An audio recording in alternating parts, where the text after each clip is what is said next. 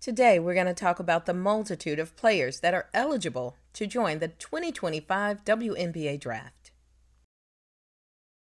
Eligibility requirements state players must be at least 22 years old during the draft year, and players must have no remaining college eligibility or renounce any future college eligibility.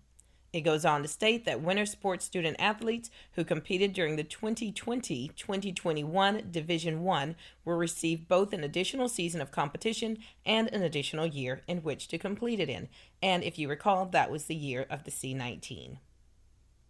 Welcome to Davis Sports Report. Please hit the like button and subscribe to help us grow the channel. We would truly appreciate it. Let's get started. There are lots of mock drafts that share the same players, including Paige Bueckers, Olivia Miles, and Kiki Ariefin, but not so fast, says Kim Mulkey. She feels that Aneesah Morrow should be in the conversation for going number 1. Note that there are 2 international players, and we won't discuss those.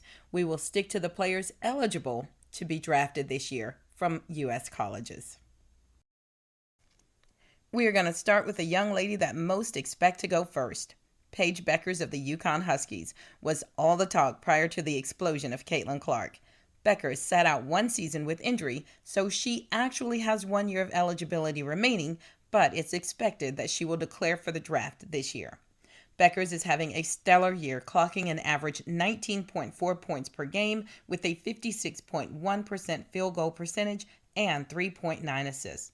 If you notice, Bueckers has been consistent all 4 years that she's played, with the exception of the 2021-22 year, where she didn't complete the entire season. Bueckers is a well-rounded player that has also been a leader on the court.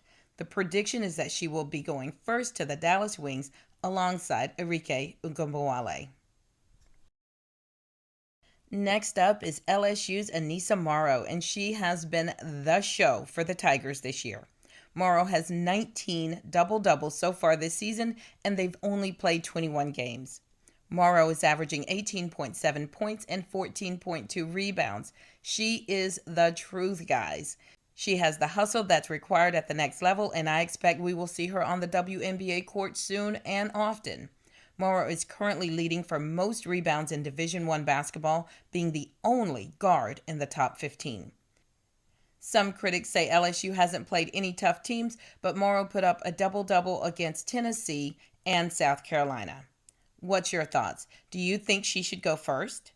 She's absolutely putting in the work to show she deserves to be considered. Then there's Olivia Miles, the other half of the Notre Dame dynamic backcourt, who can declare for the draft this year, but she still has a year left due to being out the 22-23 season with an injury, so she may decide to play another year. Miles was the general of the Notre Dame team until her injury and Hidalgo took over. Miles came back this year, and her and Hidalgo have been the 1-2 punch, taking out most of their opponents. Miles, another leader on the floor, is ranked 4th for most assists in Division I basketball. Averaging 7.1 assists per game, she just knows where to place the ball to result in a bucket and would be a great addition to any team. Then we have Kiki Ariefin, who played 3 years for Stanford and decided to take her talents to USC to play alongside Juju Watkins in her final year. It appeared to be a slow start for Ariefin, but man, are they now gelling beautifully. In her past 2 seasons, Kiki has improved tremendously, averaging 18 points both seasons, and she's also instrumental on the defensive side. Next up is Cheyenne Sellers, who is a pivotal part of the Maryland Terrapins and a big part of the reason the Terrapins have been so dynamic this year, as evident in the horrible loss Maryland suffered against Texas without Sellers competing in the game. It's easy to see that her presence is missed when she's not on the court. Sellers is averaging 14.9 points per game and is expected to return from her minor injury this season to get the Terrapins back on track. Next is Sonia Citrone of the Notre Dame Fighting Irish. While Sonia's stats aren't reflecting outstanding numbers, if you've ever watched her play, you know that she's a right-on-time type player. Whatever the team needs, she will provide. Be it points, rebounds, assists, and her defense is second to none.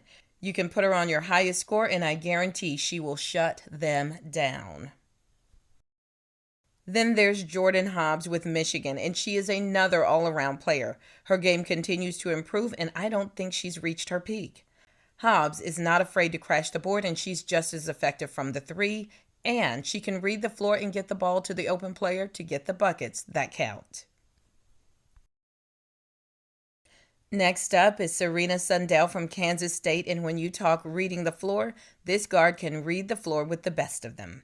Sundell currently holds the top spot for assists in Division I women's basketball with 7.5 assists per game. I know her teammates absolutely love her.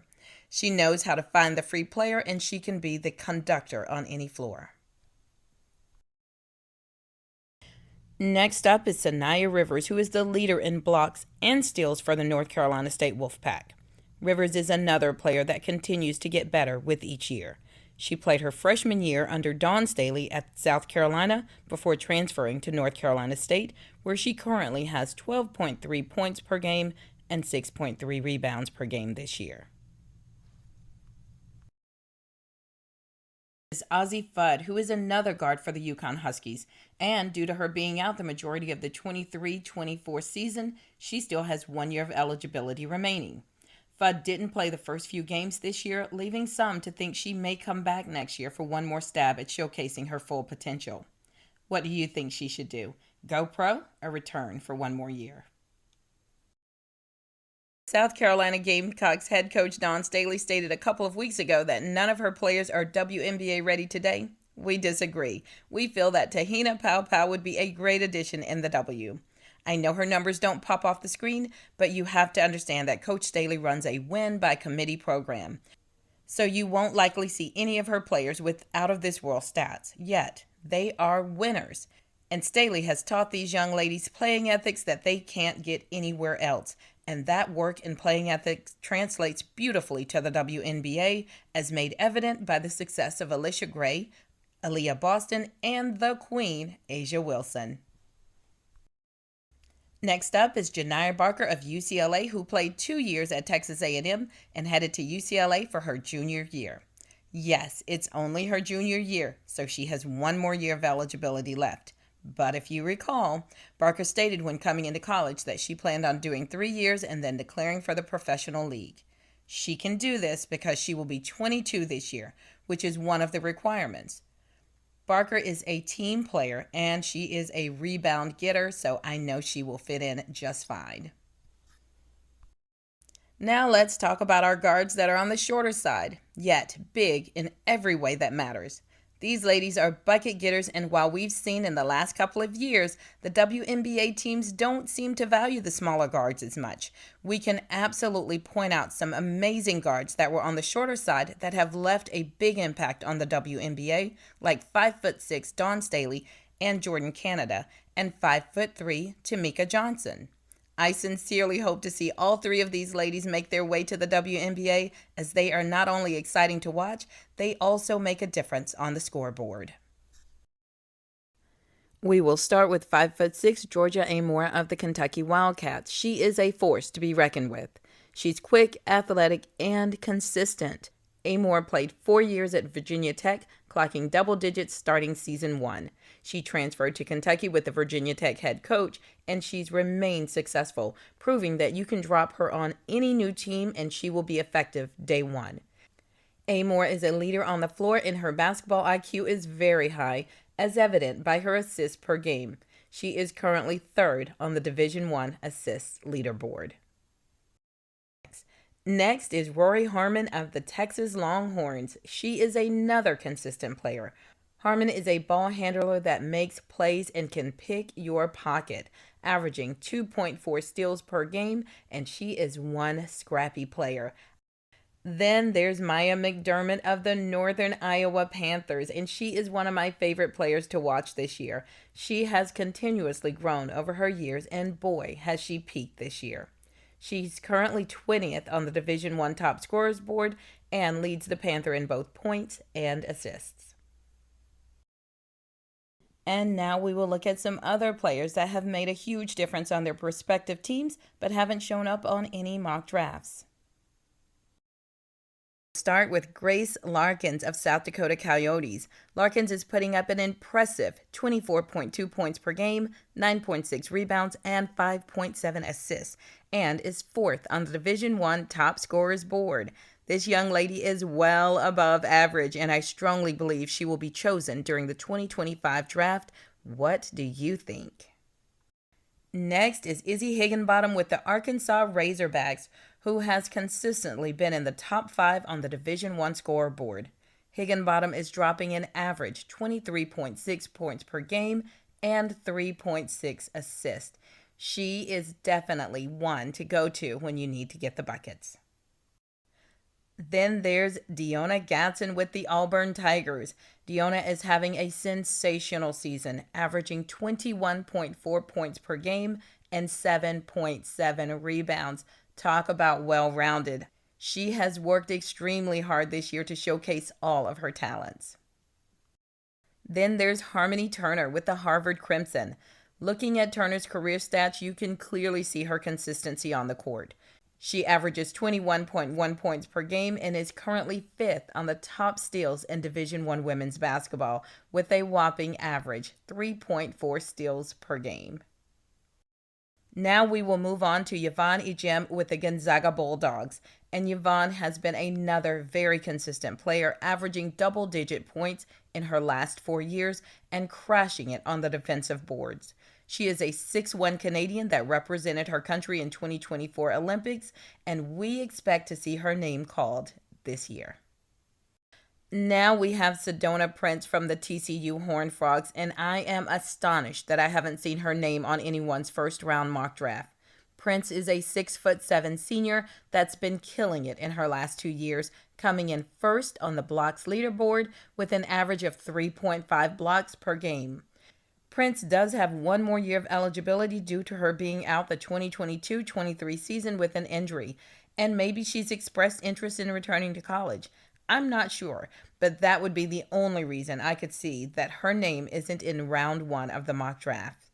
Prince will turn 25 years old this year, so you guys let me know. Has she proven herself, or should she return for another year with the Horned Frogs? And speaking of the Horned Frogs, they also have Haley Van Lith, who has become a household name if you watch women's college basketball for the past 3 years.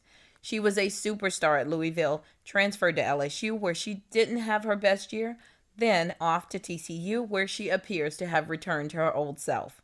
Van Lith has played with Team USA 3-on-3 the past 2 Olympics, as well as already signed with the new unrivaled league. It seems that the investments have already been made for Van Lith to go to the next level. I'm thinking late first round, maybe high second round of the draft. But what do you guys think?